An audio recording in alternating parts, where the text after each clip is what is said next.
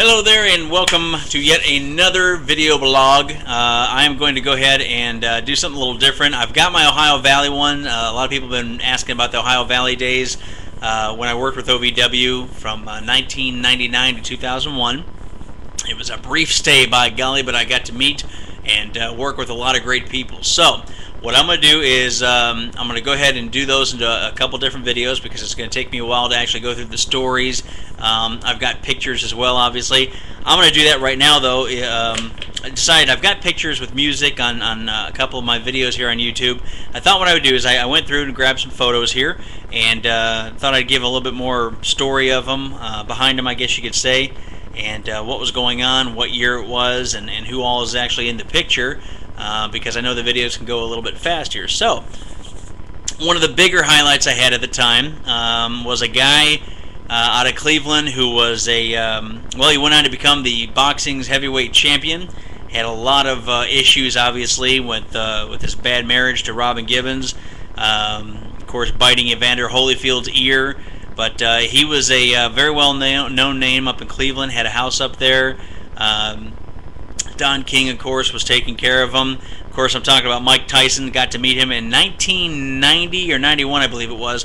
It was just before he ended up going to prison for the rape charge that he had up in Indiana. But this was taken up in Willowwick, or maybe it's Wycliffe, up in Wycliffe, Ohio. And I'm going to put my finger above me so you can see me. There's me. And then 2 doors down is Mr. Mike Tyson. If we go this way, there we go. I'm the whitest guy there, so can't get me confused. I need a tan. Here we go. This was in 1992, and this is me along with, and again I'll put my finger above me, the Nature Boy Buddy Landell. And if you're from the South, you probably know who he is. Before TNA, I don't know how many wrestling fans out there watch TNA. They're the, I guess, #2 company, if you want to call it that, out there behind the WWE. But this guy here was starting out in Ohio, and now he's a big name in TNA and is a tag team champion, and he's done very well for himself. This was back in 2002, the earlier part of 2002, because I shaved my head December 13th, 2002. So this was prior to me shaving my head. I had the full beard and still had the whole Macho Man thing going there, which I'll show you pictures of that. But this is me along with Wildcat Chris Harris.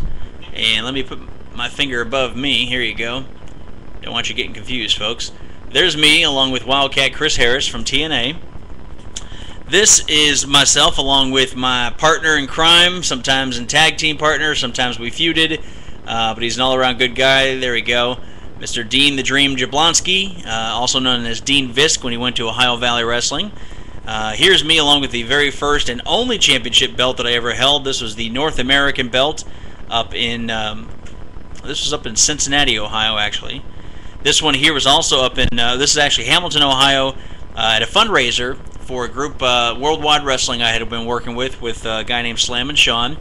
Up around the Cincinnati, Hamilton area, and we did a fundraiser for Hamilton High football, and it was to help them build their stadium, and this was back in January 29th, 1994. Over 1,200 people showed up, and we had such names as Kamala the Ugandan Giant, Greg the Hammer Valentine, Ronnie Garvin, Medusa Michelli was on there, and this is just when she signed with WWE at the time and was Alundra Blaze. I don't know how many of you remember that, but we are now going back in time about 13 years.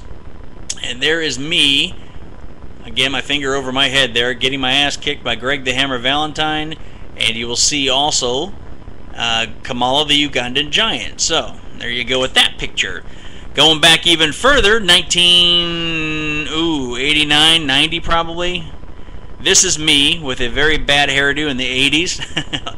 With Tommy Wildfire Rich as he gets in my face. And that was probably one of the first physical altercations that I had in pro wrestling. I didn't get physically involved until mainly later on in the career.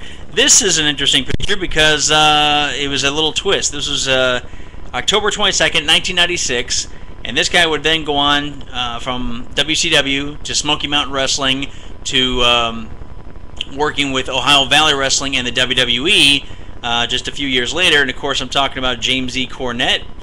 And at this time, I had just ran into him here, and I had worked with him previously up in Cleveland, but he would then go on to be my boss for Ohio Valley Wrestling. Before there was ECW, there was just plain old Shane Douglas.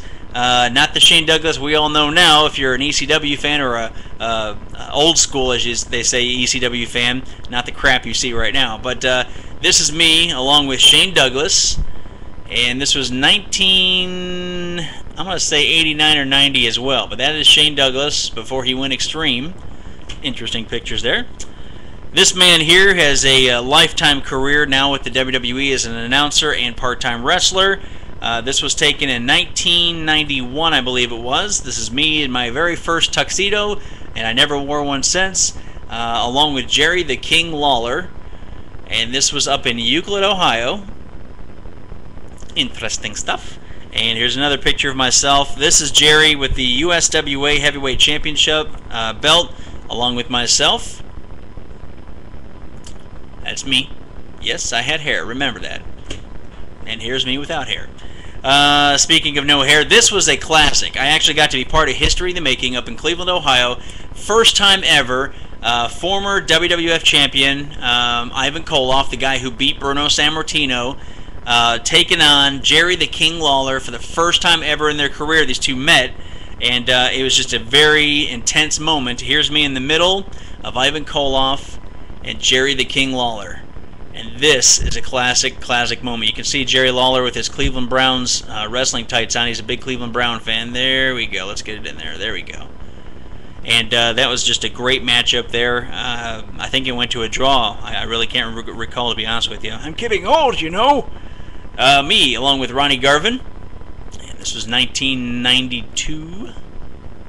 The man with the hands of stone, who was one of the people that beat Ric Flair for the NWA Championship. Here is me in 93, and this is myself along with Nikolai Volkov, former WWF or WWE Tag Team Champion. Let me try to get him more in there. There we go. There we go. The Russian Bear. Alright, now let's move on, if we can, to my OVW career, and hopefully we'll have some time here to look at these pictures. And again, my next video I'll talk more in detail about some different stories and things that have happened to me while in OVW. This is, some of these are signed, some of them are not, but this is me back when I did a character by the name of Thurston Throckmorton. This is before I was hypnotized to become the Macho Man Thurston Throckmorton. This is just me doing my attorney deal, along with What Does Everybody Want? It's Al Snow and Head. So there you go. That was back in my days with OVW. Kurt Angle, before he shaved his head. Here he is with me again. This is back around 2000, I believe it was. Try to get a little closer there. It's true. That's Kurt Angle. And here's me along with the Big Sloth, or as they call him, the Big Show. Not a good guy to work with. This guy was very physical. Take a look at his hands, how big they are, though, on my shoulder. I mean, that's the size of a turkey. That's me in the Big Show. Here's me, and that's the other sad thing, is I've had a chance to work with a lot of wrestlers that have passed away. This being one of them at a young age. This is me along with the late, great Ray Traylor, also known as the Big Boss Man or Big Bubba Rogers back in the NWA days. This is me along with ladies champion in the WWE, Victoria. And of course you can see my Macho Man shirt on there. Had the Macho Man headband, the beard going. And gotta love my bad tan I have there. Gosh. Pale body, folks. Pale body. Here's a funny picture, actually. This is me and Molly Holly, back when she had blonde hair. And the funny thing is, there we are. And then if you look a little bit over here, you'll see a very jealous, upset Victoria. And it was actually a funny deal because those two were wrestling that night, and they just were not liking each other that night. That was back before Victoria went on to leave OVW to go to the WWE. So Molly was sent down there to work with Victoria and kind of get a feel of if she can, you know, make it in the WWE, if she's WWE material, which of course she is, as she's still there. Here's a kind of historical picture. Some idiot put his fingers there in the camera, but you can still see me along with the legendary Dean Malenko. And in the background right there the blonde head is Nature Boy Ric Flair's kid, David Flair.